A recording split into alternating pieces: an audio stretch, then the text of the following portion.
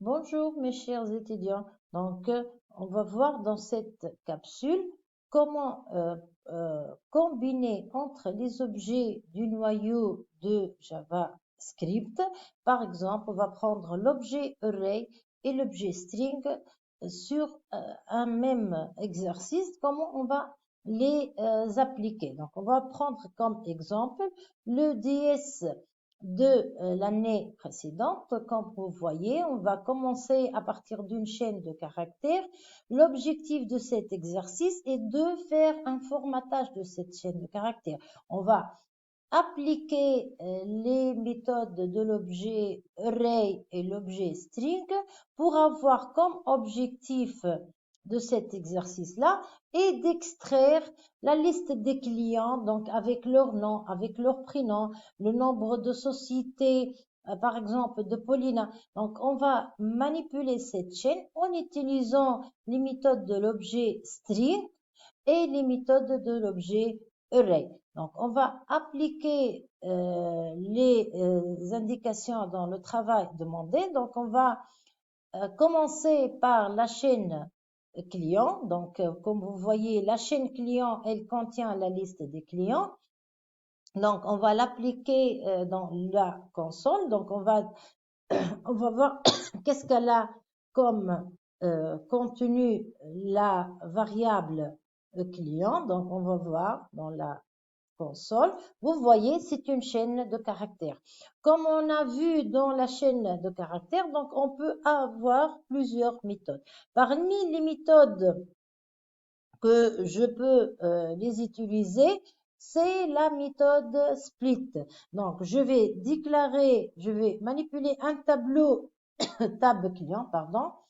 Donc, cette variable doit contenir la liste des clients. Donc, comme vous voyez, suite à l'exécution d'un ensemble de méthodes, on veut avoir, au lieu d'avoir la chaîne client, je veux avoir le tableau client. Donc, on va appliquer la méthode, donc c'est split. Donc, à partir d'une chaîne de caractères, je veux convertir la chaîne en un tableau, c'est la méthode split et vice-versa. Donc, pour retourner à partir d'un tableau, je veux créer une chaîne de caractères à partir d'un tableau, c'est la méthode join. Donc, comment on va faire? Donc, on va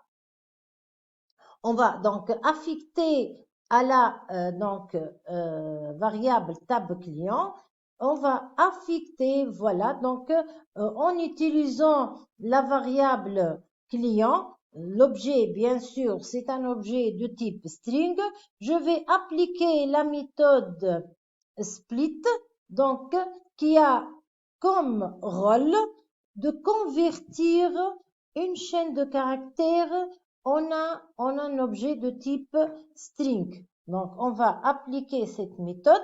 Donc, qu'est-ce qu'elle va faire cette méthode? Elle va parcourir la chaîne tant qu'il y a le caractère point virgule à la fin de la première sous-chaîne. Elle va mettre donc l'élément dans la case I ou bien dans la case J. Donc voilà, qu'est-ce qu'on va voir? On va avoir un client, donc un tableau de 5 clients, de 5 cases.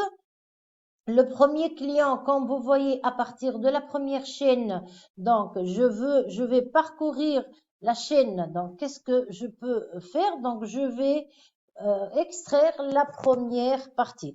Autre modification, je veux créer un tableau qui contient uniquement la liste des noms des clients. Donc, qu'est-ce qu'on va faire? On va appliquer une méthode sur l'objet array. Donc, cette méthode-là, on va essayer donc de l'appliquer au tableau tab client. Donc, je vais créer un tableau tab nom des clients. Donc, qu'est-ce qu'elle va contenir cette variable, cet objet de type array?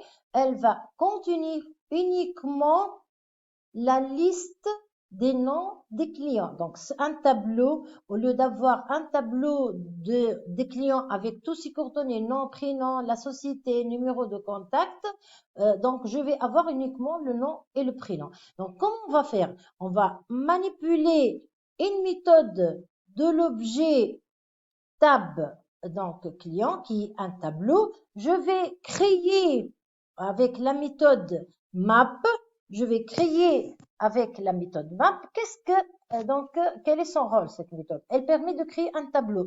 Donc, au lieu d'utiliser la boucle for et de voir, voilà, donc je vais prendre, donc, à partir de la case i, je vais prendre l'élément, donc, avant le deux points. Donc, puisque chaque élément dans la variable tab client est un client, la case i, c'est une chaîne de caractères. Donc, je vais prendre un élément e.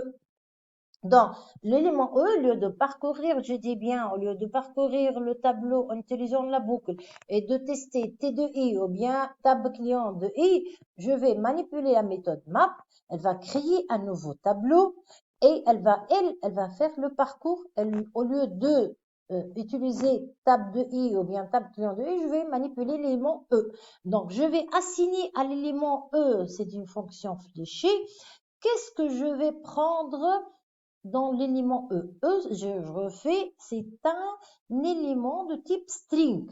Donc, je vais prendre donc la chaîne. Je suis en train, je me suis pointé vers la chaîne E, par exemple, c'est toute cette chaîne-là. Qu'est-ce que je vais prendre de cette chaîne? Je vais donc convertir cette chaîne en un tableau. Bien sûr, c'est la méthode split parce que j'ai besoin uniquement voilà, donc la première partie de la chaîne, c'est avant le tiret, pardon, donc avant le tiret. Donc, je vais prendre le caractère tiré. Donc, voilà, je vais mettre tiré parce que le nom et prénom figurent avant le tiré. Bien sûr, la méthode split, elle permet de extraire à partir d'une chaîne de caractères, puisque le tiré, voilà, la première partie du tiré, elle va le mettre dans la case 0. La deuxième partie du tiré, elle va la mettre dans la case 1. Donc, je vais prendre uniquement la première moitié de la case de l'élément E. Voilà, donc je vais créer un tableau. Puisque je vais parcourir le tableau tab client, c'est un tableau. Chaque case, c'est une chaîne de caractères. Qu'est-ce que je vais prendre de cette chaîne de caractères?